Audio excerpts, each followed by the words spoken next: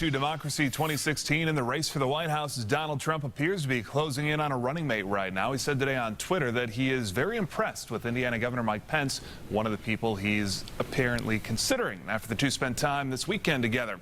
And today the governor spent time with our own Rafael Sanchez. He is standing by with the story. Rafael? Jason, good evening. I have always so many questions for the governor. Republican Donald Trump is set to make his announcement really soon. And it's possible that he could enlist Mike Pence, who has experience in Congress and in state government, to run as vice president.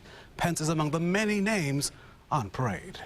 Despite the rain, the 4th of July fanfare was on display during the Freedom Festival in Linton, about 90 minutes west of Indianapolis. We're having fun.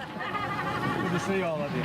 Governor Pence and the First Lady's appearance came after their weekend trip to New Jersey. They met with the Republican presidential nominee, Donald Trump. Are you being vetted, sir? Well, look, let me say we had a great time.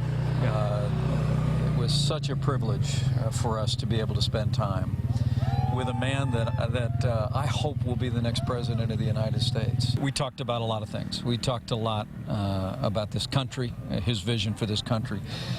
We talked a lot about the progress that we've made in the state of Indiana, but I would just refer you to their campaign for any questions. Okay. There were supporters in the crowd who would like to see a native son on the national ticket. I think he's been a good governor. I think it'd be a good idea. I really do. Because? I like what he stands for. I don't see anything wrong with it. Yeah. Pride. Good for him. Right. Good for Republicans. The governor, in the middle of a re-election fight, also saw signs supporting his opponent, John Gregg, whose message is now competing with Pence's possible vice presidential pursuit. He can go to Washington and try it, but I don't think he'll make it. Remember Dan Quayle? He was from Indiana. Remember how he helped Mr. Bush get reelected? He didn't. So I think that would be a bad move for Mr. Trump.